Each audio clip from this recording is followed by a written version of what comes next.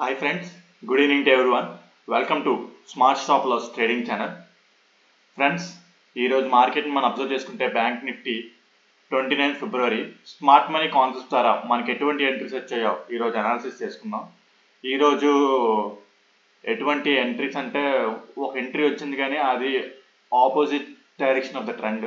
అది ఎంట్రీ కింద నేను అంటే ఎక్స్పీరియన్స్ పర్సన్ అయితే అది క్యాచ్ చేయొచ్చు, అంటే ఎక్స్పీరియన్స్ పర్సన్ అయితే అది ట్రేడ్ చేయొచ్చేమో, కానీ నార్మల్గా అయితే యాక్చువల్లీ అది ట్రేడ్ చేయకూడదు. యాక్చువల్లీ రూల్స్ ప్రకారం ఏంటంటే ఆపోజిట్ సైడ్ ఆఫ్ ద ట్రెండ్లో వచ్చిన ఎంట్రీ అది.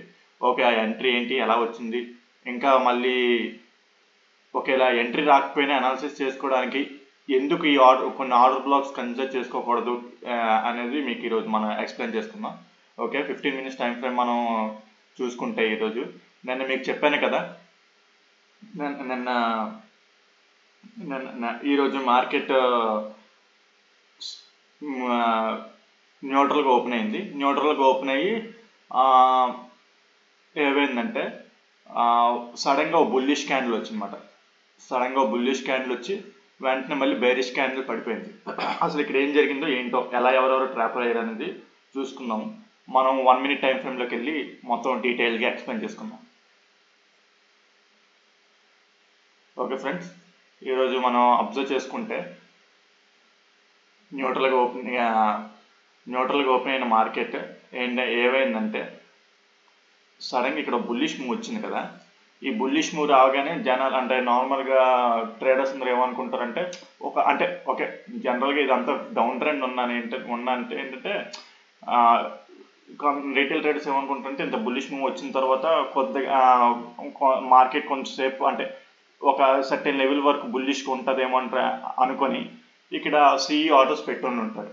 సిఈ ఆర్డర్స్ పెట్టిన తర్వాత ఏమైందంటే ఇక్కడ ఈ ఏరియా టచ్ చేయలేదు. యాక్చువల్లీ చెప్పాలంటే అన్మిటిగేటెడ్ ఆర్డర్ ఫ్లో టచ్ చేసి ఉంటే అనుకోవచ్చు, టచ్ చేయలేదు కూడా.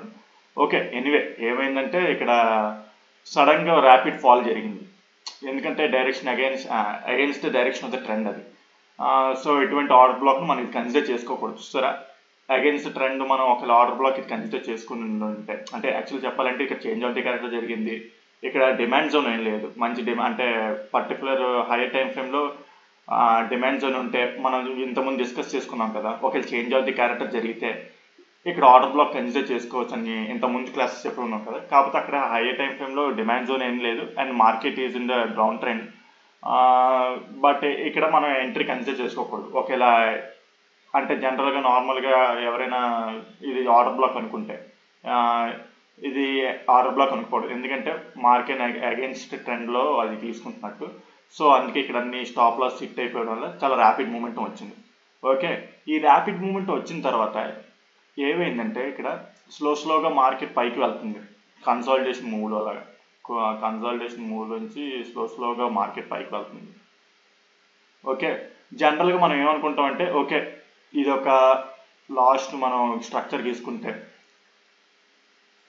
ఇది నిన్నటిది లాస్ట్ లోవర్ హై ఇదే కదా ఈరోజు. ఓకే, లాస్ట్ లోవర్ హై అది అండ్ దట్ టు లాస్ట్ లోవర్లో ఇది. ఓకే, సో ఇది ఆర్డర్ బ్లాక్ అవుతుంది.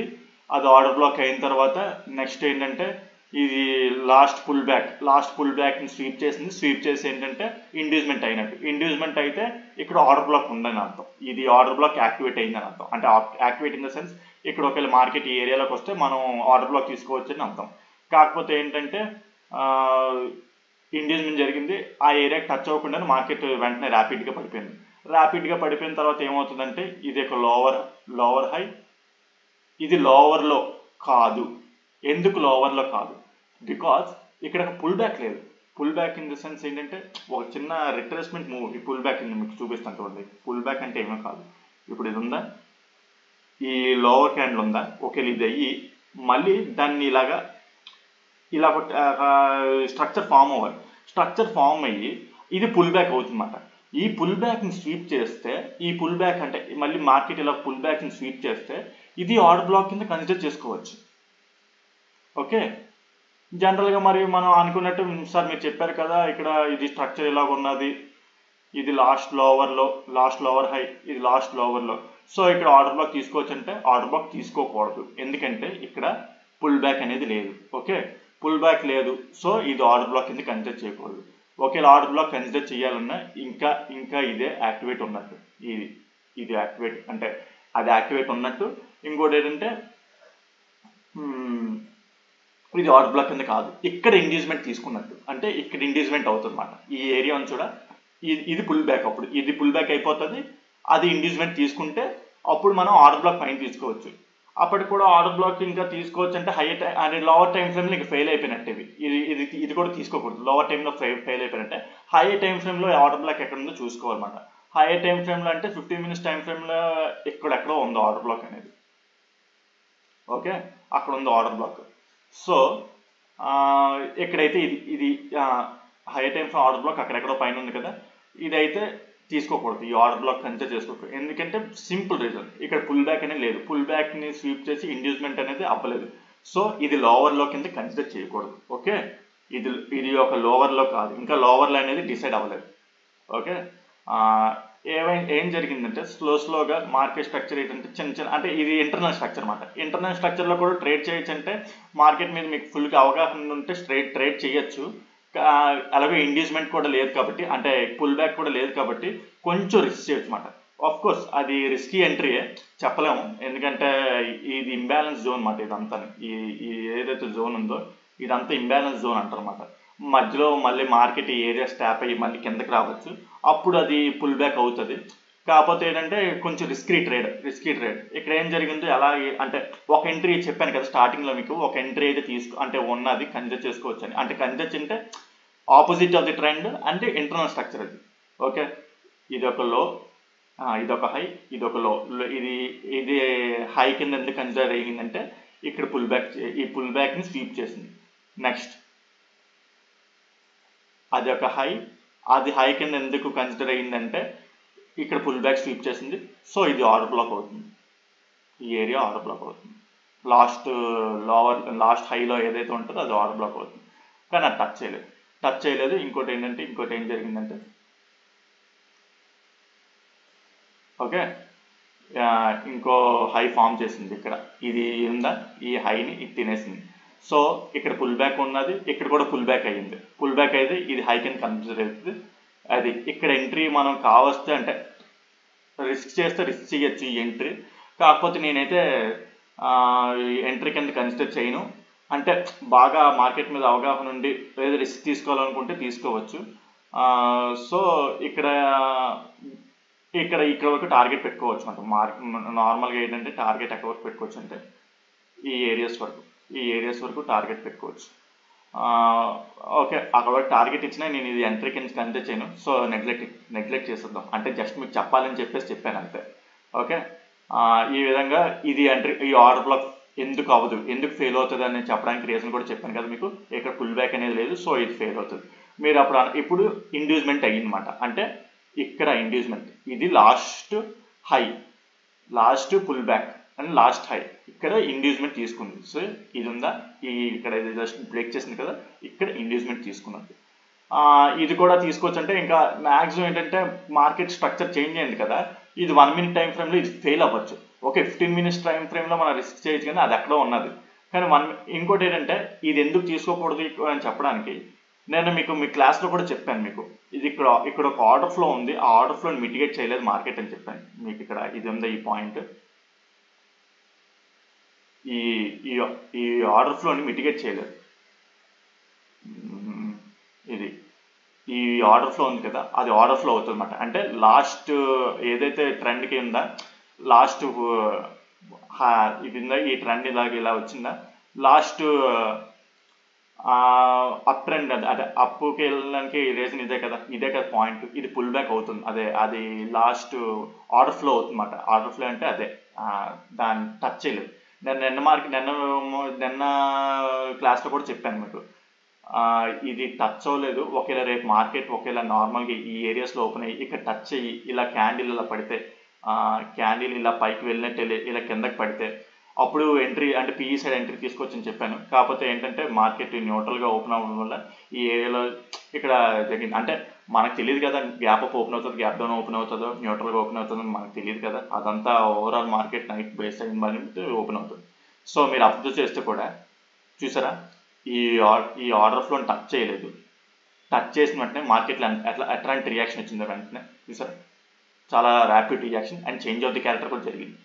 ఓకే, ఈ విధంగా అయితే అక్కడ ఎంట్రీ తీసుకోవచ్చు అంటే ఎంట్రీ తీసుకోలేం. ఎందుకంటే ఇక్కడ తగిలి small change of the character అంటే స్మాల్ అక్కడ, ఎందుకంటే ఇటువైపు అంటే స్టాప్ లాస్ అంటే ఇదంతా ఇవ్వాలి, ఇదంతా మనం ఇవ్వలేం కదా, ఇదంతా స్టాప్ లాస్ ఇవ్వాలి. అది కరెక్ట్ కాదు, అది ఇక్కడ ఎంట్రీ తీసుకోవచ్చు అంటే తీసుకోలేము. ఇక్కడ ఈ ఏరియాలోని ఏదైనా చేంజ్ ఆఫ్ ది క్యారెక్టర్ అంటే చేంజ్ ఆఫ్ ది క్యారెక్టర్ ఇక్కడ ఎక్కడో ఉంది, సో ఇక్కడ ఎక్కడో ఆర్డర్ ఉంది, సో కష్టం. ఓకే, అవ్వలేదు. అండ్ ఇంకోటి ఏం జరిగింది, ఓకే ఇక్కడతో ఈ యొక్క ఎంట్రీ ఉంది, అది కూడా కన్సిడర్ చేయను ఎంట్రీ కింద.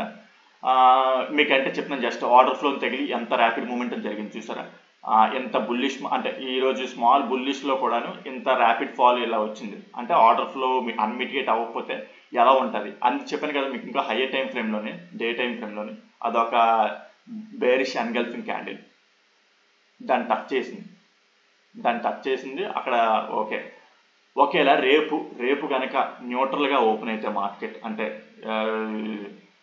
ఇక్కడ ఈ ఏరియాస్లో ఓపెన్ అయితే మనం ఇది స్టాప్ లాస్ కింద ఇవ్వచ్చు. అంటే ఇది ఈ స్టాప్ లాస్ని రిస్క్ చేసి ఎంత ఎన్ని పాయింట్స్, 60 పాయింట్స్ అలా వస్తుంది. ఓకే, ఆ 60 పాయింట్స్ని స్టాప్ లాస్ కింద రిస్క్ చేసి, ఎందుకంటే చేంజ్ ఆఫ్ ది క్యారెక్టర్ జరిగింది, ఆర్డర్ ఫ్లోని టచ్ చేసిన తర్వాత చేంజ్ ఆఫ్ ది క్యారెక్టర్ జరిగింది. సో ఇక్కడ ఒక 60 పాయింట్స్ స్టాప్ లాస్ రిస్క్ ఇచ్చి ఒకవేళ మార్కెట్ న్యూట్రల్గా ఓపెన్ అయ్యి మనకి ఏదైనా ఓకే న్యూట్రల్గా ఓపెన్ అయ్యి ఇక్కడ 60 పాయింట్స్ స్టాప్ లాస్ ఇచ్చి ఇక్కడ వరకు టార్గెట్ ట్రైల్ చేసుకోండి. ఫస్ట్ టార్గెట్ ఓకేలా అంటే ఇక్కడ వరకు టార్గెట్ ట్రైల్ చేసుకుంటే నేను అవుతుంది అనుకుంటున్నాను. ఎందుకంటే ఇది చేంజ్ ఆఫ్ ది క్యారెక్టర్ జరిగింది, ఆర్డర్ ఫ్లోని టచ్ చేసిన తర్వాత మార్కెట్ స్ట్రక్చర్ చేంజ్ అయింది అండ్ ఇది బ్రేక్ ఇంకా అవ్వలేదు. ఇది బ్రేక్ అయిపోతే మళ్ళీ కష్టం. ఒకవేళ గ్యాప్ అప్ ఓపెన్ అయింది అనుకో ఇది ఇంకా లేదన్నమాట. అక్కడ ఇంకా డైరెక్ట్ 15 మినిట్స్ ఆర్డర్ బ్లాక్ దగ్గరికి వెయిట్ చేయడం, మనం 15 మినిట్స్ ఆర్డర్ బ్లాక్ దగ్గరికి వెళ్ళి వెయిట్ చేయడమే, అక్కడ వెయిట్ చేయడమే. ఆర్ఎల్స్ ఏంటంటే ఆర్ఎల్స్ 1 అవర్ టైం ఫ్రేమ్లో ఇది ఉంది కదా, ఇక్కడి నుంచైనా మార్కెట్ స్ట్రక్చర్ చేంజ్ అవ్వచ్చు. ఇది ఉంది చూడండి, ఈ ఏరియా నుంచి అయినా మార్కెట్ స్ట్రక్చర్ ఒకవేళ చేంజ్ ఆఫ్ ది క్యారెక్టర్ జరిగి అక్కడ చేంజ్ ఆఫ్ ది క్యారెక్టర్ జరిగి అంటే ఈ స్మాల్ అప్ ట్రెండ్ లాగా వెళ్తుంది కదా. అప్ ట్రెండ్ అంటే ఇది అప్ ట్రెండ్ కాదు, జస్ట్ రిట్రాక్షన్ అనమాట. అంటే ప్రైస్ ఎంత బేరిష్ పడిన తర్వాత కొంత రిలాక్సేషన్ జరగాలి కదా, ఆ రిలాక్సేషన్ అన్నమాట. ఇది మనం ఈ ఏదైతే ఉందో చూపిస్తుందో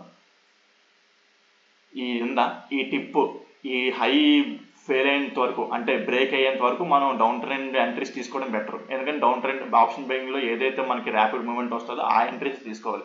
ఓకే, అంత బుల్లిష్లో ఇక్కడ మనకి వచ్చినా కూడా రిస్క్ చేయకూడదు. ఒకవేళ వెళ్ళినా చూడండి ఎలాగ వెళ్ళింది మార్కెట్, ఇక్కడ స్లగ్గిష్గా వెళ్ళింది, ఇలా కిందకి పైకి కిందకి పైకి కింద. అందులో ఈరోజు ఏంటంటే డీకే ఎక్స్పైరీ డే డీకే ఉంటుంది, సో పెద్దగా మనకి ఇక్కడ మనీ రాదు. ఓకే, ఓకేలా అదే మీకు రేపటి ఎంట్రీ ఒకటి చెప్పాను కదా, ఇక్కడ ఈ ఏరియాలో ఓపెన్ అయ్యి ఈ ఏరియాలో gap down gap down open అయ్యి ఈ ఏరియా టచ్ చేస్తే మాత్రం ఈ 60 పాయింట్స్ స్టాప్ లాస్ మనం ఇవ్వచ్చు, ఇచ్చి ఇక్కడ వరకు టార్గెట్ని ట్రైల్ చేసుకోవచ్చు. లేదా గ్యాప్ అప్ ఓపెన్ అయిపోతే ఇంకా మనం ఇది టచ్ చేయకూడదు, ఇక్కడ చూడకూడదు. ఓకే, ఈ విధంగా ఈరోజు మార్కెట్ అనాలిసిస్ మనకి చేసుకున్నాం. అదేవిధంగా మీకు ఏవైనా డౌట్స్ ఉన్నా, ఏవైనా మీకు కాన్సెప్ట్ అర్థం కాకపోయినా నా కామెంట్ సెక్షన్లో మీరు మెన్షన్ చేయండి, నేను దానికి ఎక్స్ప్లెయిన్ చేయడానికి ట్రై చేస్తాను.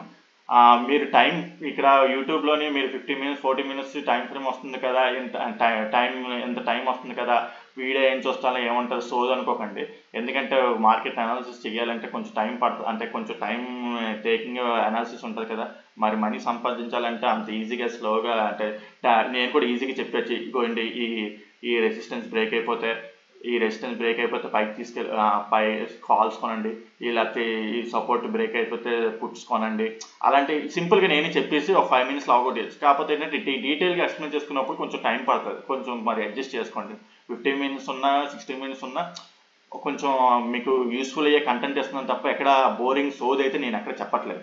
ఓకే, అదేవిధంగా మీకు ఈ స్మార్ట్ మనీ కాన్సెప్ట్స్ ఆర్ నా టైప్ ఆఫ్ స్ట్రాటజీస్ ఏవైనా మీకు నేర్చుకోవాలనుకుంటే మీరు నాకు వాట్సాప్ ద్వారా, నేను డిస్క్రిప్షన్లో నా నెంబర్ మీకు ఇస్తాను. మీరు నాకు వాట్సాప్ కాల్ చేస్తే నేను మీకు చెప్తాను క్లాసులో ఎలా జాయిన్ అవ్వాలి ఏంటనేది. అదేవిధంగా మీకు ఈ వీడియో నచ్చినట్టయితే ప్లీజ్ లైక్ అండ్ షేర్ చేయండి. మీ ఫ్రెండ్స్ ఎవరైనా ఉంటే వాళ్ళకి షేర్ చేయండి. స్టాక్ మార్కెట్ మీద నేర్చుకోవాలనుకున్న వాళ్ళకి షేర్ చేస్తే వాళ్ళు కూడా చూస్తారు, వాళ్ళకి కూడా హెల్ప్ఫుల్ అవుతుంది. అదేవిధంగా సబ్స్క్రైబ్ చేయండి. Thank you.